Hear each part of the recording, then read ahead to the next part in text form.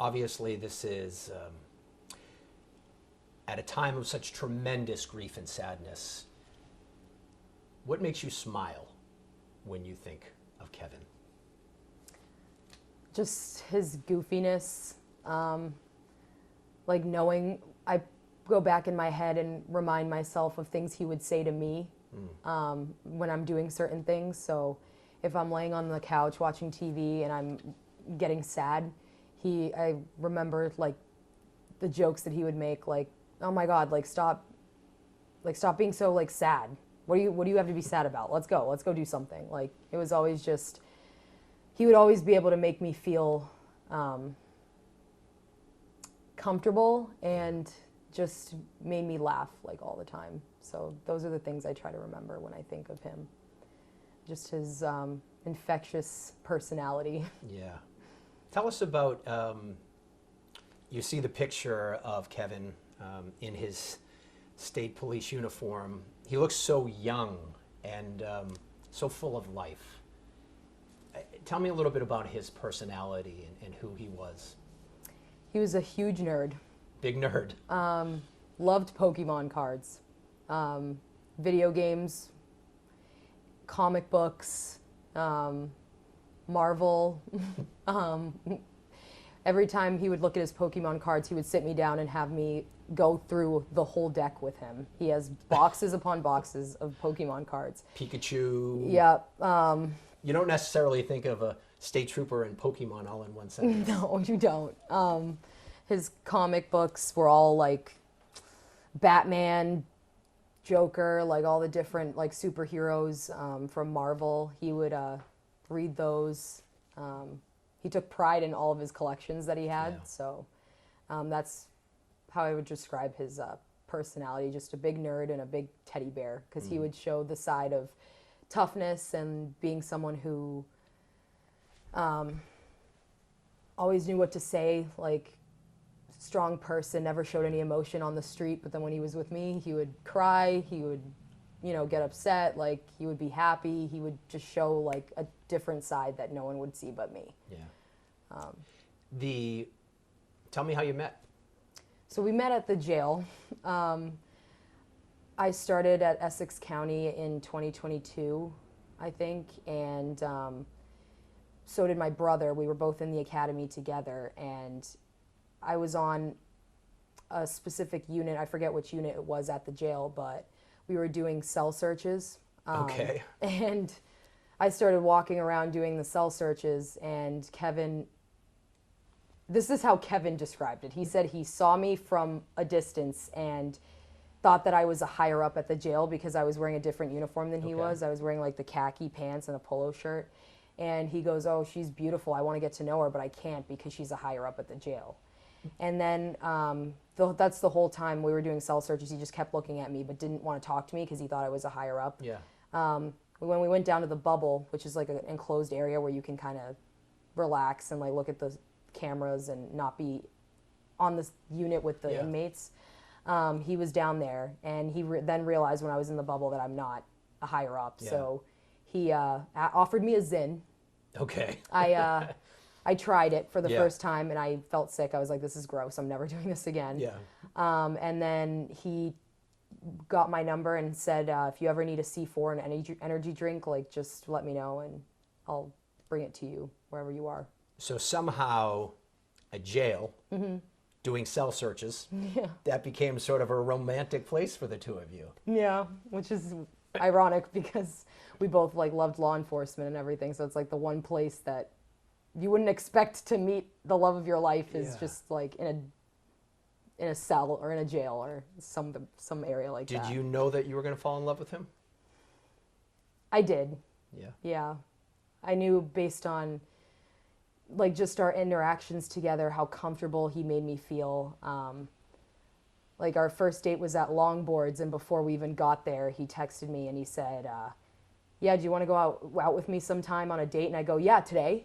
And he goes, oh, wow, I didn't expect you to say yes. And I go, yeah, let's go right now. So I sent him my address, and he thought that the address I sent him was like a fake address. Yeah. Because I lived on the Linway at the time, and they were still constructing it. So when you would look it up on Google, it would show like a construction site. So he thought you gave So him a he, fake address. yeah, so he thought I gave him a fake address, but he said, hey, whatever, I'm still going to try anyways. So he Yeah. drove down there, and then he was like relieved that it was an actual apartment building. You mentioned before we started talking, you sort of felt like you were the same people. Yeah. Why? We both had the same passions. We were both same personalities. We just had a lot of similar things that we enjoyed, and a lot of things that we didn't enjoy were similar. A lot of our pet peeves were similar. And I knew that he just reminded me of myself. Like, if I was a man, that's who I would be. Yeah. And just the way that, you know, he showed me like a love that I've never had in my life, and how he loved my family, accepted me for me, and just, I knew right away that he was the one. The wedding. You started to make plans for the wedding. Yeah. You were going to get married in 2027. Had you started looking for wedding dresses and looking for reception halls? Yeah, so I started looking for wedding dress, not like specifically going to wedding shops, Yeah. but I would look them up online and send them to Kevin and ask him if he liked this one, if he liked that one. Same thing with the wedding venues. We'd go back and forth on which ones we liked, which ones we didn't, how many people we would want at the wedding. Yeah. Like I'm pretty sure we had a list of like who we were inviting already. So yeah, we definitely planned for that, and we're excited for that part of our life. How did he ask you to marry him? So this is another interesting story. We were actually in Nashville on our first vacation together. And I was joking with him, and I said, you wouldn't marry me. Like, we're not getting married right now. And he's like, why not? And I said, well, because it's, you know, like we've been together for, I think at the time we were together for about like 2 years, maybe, Yeah. maybe a year and a half. I was like, you know, like you're not going to marry me. Like you just keep saying you love me, but that's, you know. Yeah. And he said, all right, you want to go to Kay Jewelers? So we were walking to Kay Jewelers in Nashville, and he goes, pick out a ring. And I said, right now? And he's like, yeah, just pick out a ring. So we started looking at rings, and he told me to go away for a second. He said, can you go to another store or something? And I knew right then and there, like, that he was trying to buy it, but I didn't think that he was actually going to buy it. And then the next day, the following day, when we were still in Nashville, we went on a hiking trail, and he got down on one knee and asked me to marry him. I ran away because there was a lot of people around, and I am like not good with attention on me and like the public being around. So I ran and was like, oh my God, oh my God, oh my God, like in shock that he asked me. And then he followed me again, and he said, okay, let's try this one more time. Will you marry me? And then I said yes. Wow. That must have made you just over the moon. Yeah. Yeah. I was in absolute shock that he actually did. So you were a corrections officer, right? He was a corrections officer. You were in the military. You knew that you wanted to do this your whole life. Was he very similar? Did Kevin know from a young age that he wanted to help people? Yes, I think he knew I don't think he knew that he wanted to help people. I think he just had that in him. Yeah. Like, he always has been someone who will have your back no matter what. He's that friend, he's that son, he's that fiance. Like, he's just that person that no matter what, like, you know, you can always count on. So I think the job found him, really. This house that we're sitting in right now, you bought together just last year. Yeah. It must be really hard to be here and to know how much he loved this home and loved it with you. Yeah, it's hard, but I know that I can't give up this home because of how much he loved it.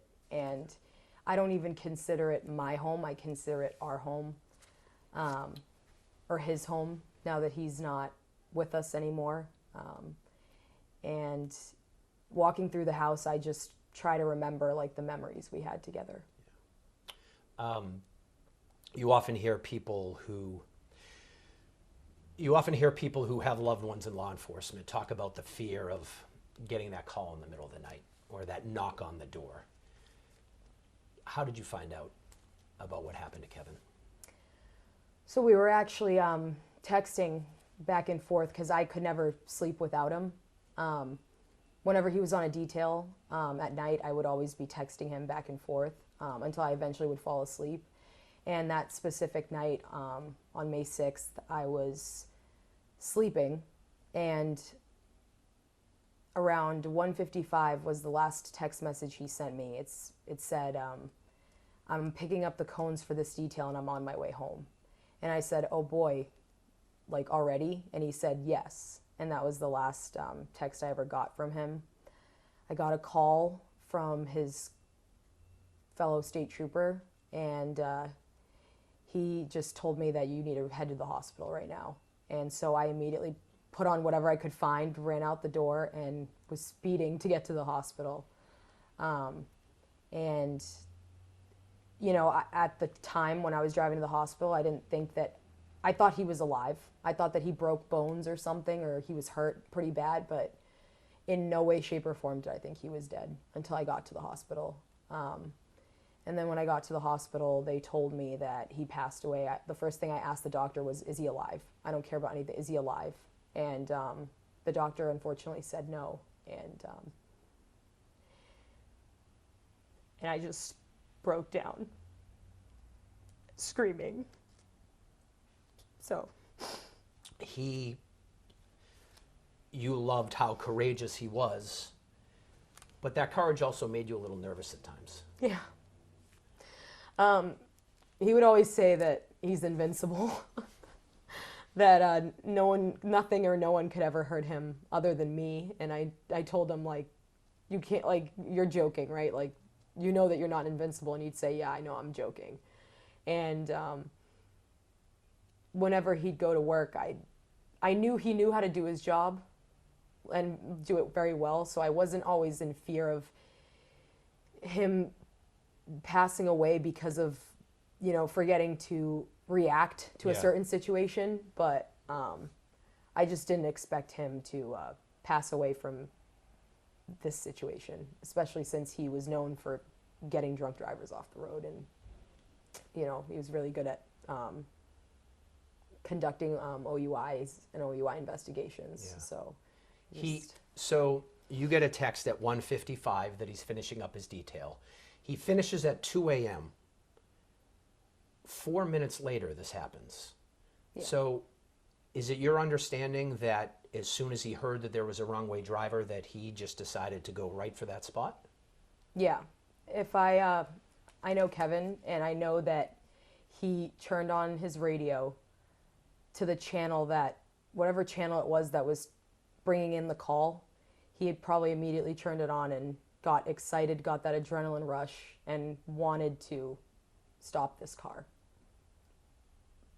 I'm 100% confident that is what he did.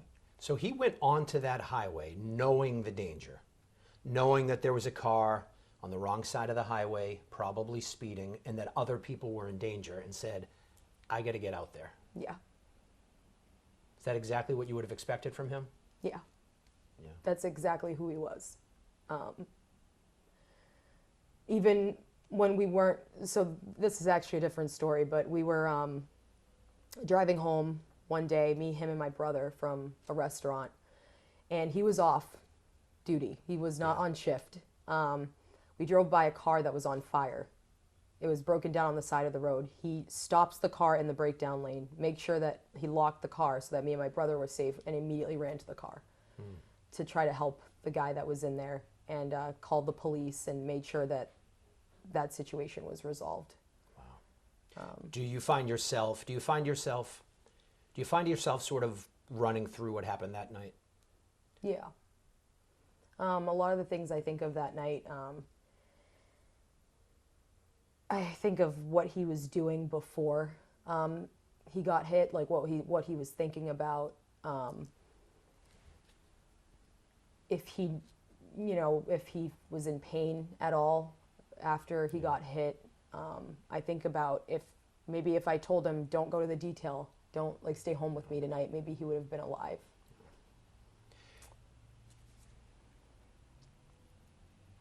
Do you think about the fact, if he doesn't get there onto Route 1, if that wrong-way driver doesn't hit him, The driver probably hit somebody else, Yeah. maybe multiple people. Yeah. Does that give you some solace to know that what he did may have saved other lives? Absolutely. Yeah. I think, as everyone's been saying, he's a hero.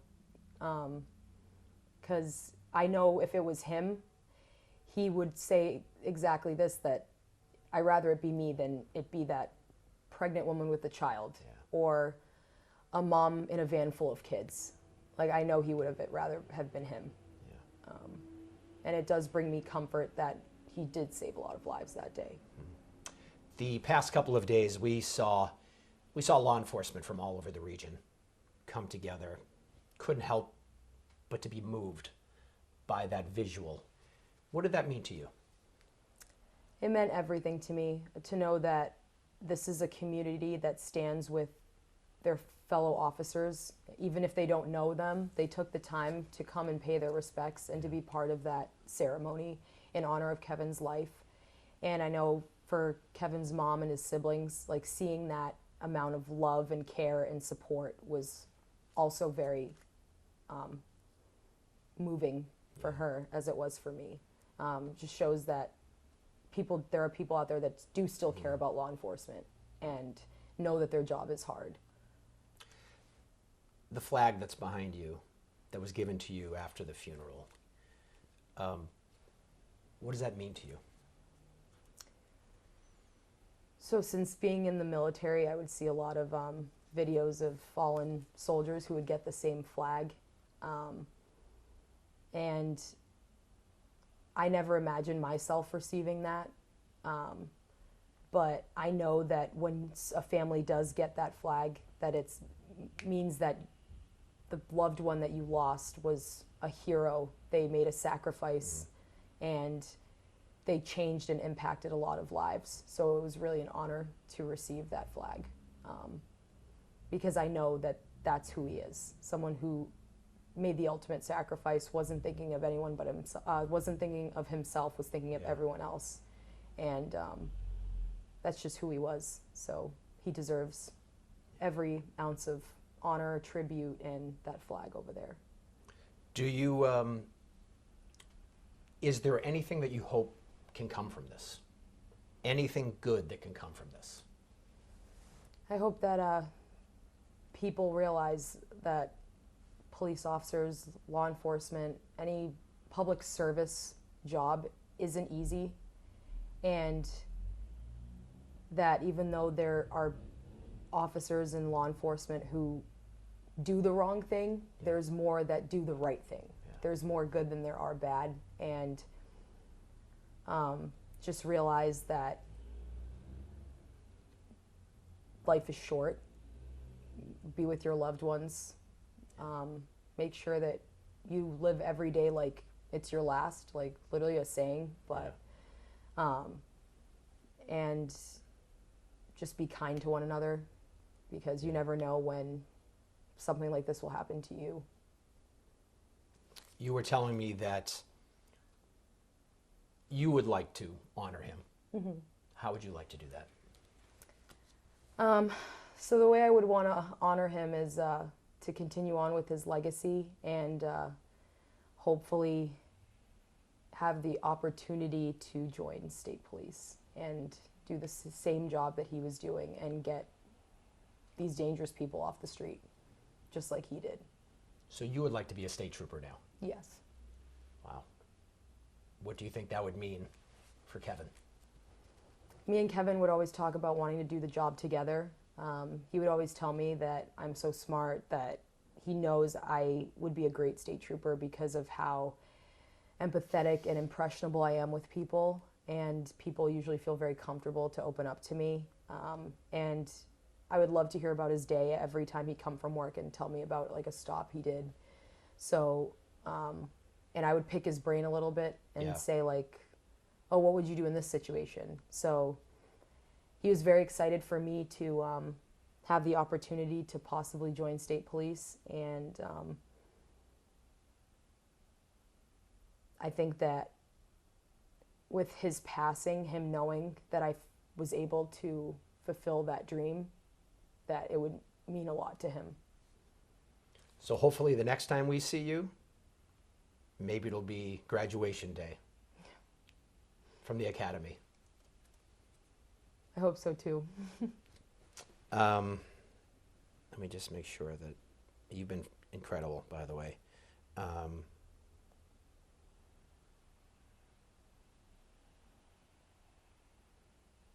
think we've talked about everything. Do you remember the last time you saw him, like before the accident? Yeah, so he actually fell asleep. So his detail was at 12:30. He worked 12:30 at night? Yeah. So it was just 12:30 to 2. Mm-hmm. So was it supposed to end at 2? It was supposed to. It was 12:30 to 1:55 or Okay. 1:50. That's when Yeah. he was done with So his that's a detail, short but detail. it was supposed to be till 2. Okay, gotcha. But the detail, I guess, ended up letting him go Yeah. early. Okay. But before he left for the detail, we were actually sleeping upstairs, and he didn't hear his alarm go off, so it Yeah. ended up being like 12:35 or 12:40, and he woke up and he just goes, "Oh my God, I'm late," and then grabs his And stuff, rushed over. rushed over. But he would always say, "Love you," always kiss me on the forehead before he left, and say, "I love you." We would always say that every time. And we went to the gym earlier that day, just same routine that we always do. Watch TV, play video games, like that's usually what we would do. And that was the last time I saw him. What's the one thing, what haven't I asked you that you want people to know?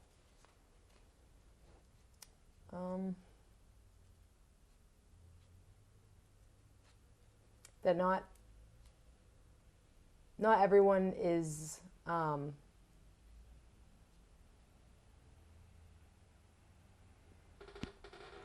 like, people may have a passion for something, but there are also people that are born into it, and Kevin was born into this passion. I think that he didn't know that he wanted to be a police officer, or a state trooper, but he was just meant for it. And I remember when we were at Lynn Beach, he told me he got the letter for state police. He asked me, should I do it? Should I do it? Yeah. Like, questioning himself and saying, like, I don't know if I'll be good enough for it. I don't know if I'm going to be able to do this. And I said, no, you'll be able to do it. Yeah. Like, and I would reassure him and tell him he's a strong, amazing individual, and that I will help him get through the academy, and gave him that motivation and confidence that he needed to end up being a hero Yeah. like he is today.